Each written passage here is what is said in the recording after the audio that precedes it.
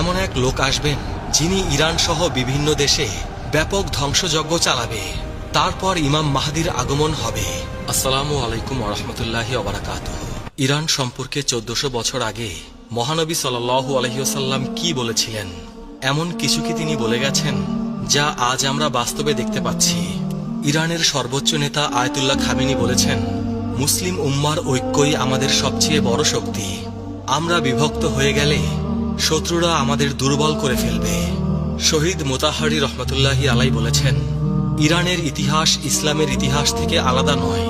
আমরা মুসলিম, তারপরে আমরা ইরানি, আমাদের পরিচয় ইসলাম। ইমাম খোমেনি বলেছেন, ইসলাম আমাদের শিখিয়েছে আমরা সবাই ভাই ভাই।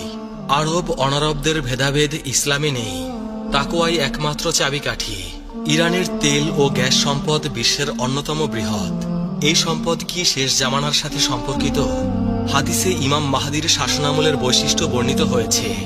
আকাশ থেকে প্রচুর বৃষ্টিপাত, জমিনে ফসলের প্রাচুর্য এবং তখন সম্পদের ন্যায্য বন্টন হবে। ইরানের তেল সম্পদ যদি ন্যায়সঙ্গতভাবে বিতরণ করা হয় তবে হাদিসের এই ভবিষ্যৎবাণীর সাথে মিলে যাবে। তবে তার আগে বড় যুদ্ধ ও ধ্বংসযজ্ঞের ভবিষ্যৎবাণী রয়েছে। নবী করিম সাল্লাল্লাহু আলাইহি ওয়াসাল্লাম বলেছেন, হত্যাকাণ্ড বৃদ্ধি পাবে। আধুনিক অস্ত্র দিয়ে এক মুহূর্তে হাজার হাজার মানুষ হত্যা করা সম্ভব। ইরানের ক্ষেপণাস্ত্র ও ড্রোন প্রযুক্তি সেই সক্ষমতা রাখে।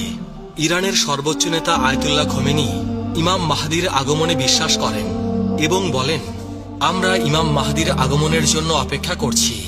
তার আগমনের পূর্বে আমাদের দায়িত্ব হলো ইসলামী সমাজ গঠন করা।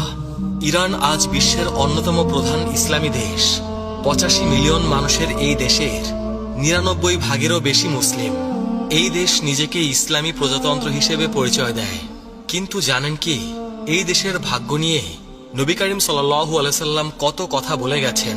আল্লাহ রাসূল সাল্লাল্লাহু আলাইহি সাল্লাম ইরশাদ করেছেন, আমার উম্মতের একটি দল সর্বদা সত্যের ওপর প্রতিষ্ঠিত থাকবে।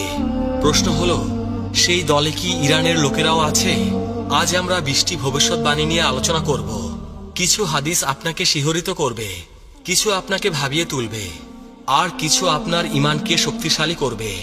আল্লাহ তাআলা পবিত্র কুরআনে ইরশাদ করেছেন, হে মানুষ, আমি তোমাদের সৃষ্টি করেছি এক পুরুষ ও এক নারী থেকে, আর তোমাদের বিভক্ত করেছি বিভিন্ন জাতি ও গোত্রে, যাতে তোমরা একে অপরের সাথে পরিচিত হতে পারো। তোমাদের মধ্যে আল্লাহর কাছে সেই সর্বোত্তম যে তোমাদের মধ্যে সর্বাধিক মুত্তাকি। সূরা আল হুজরাত আয়াত 13। প্রথম ভবিষ্যৎবাণী, সিফাত, যুদ্ধ ও ইরান।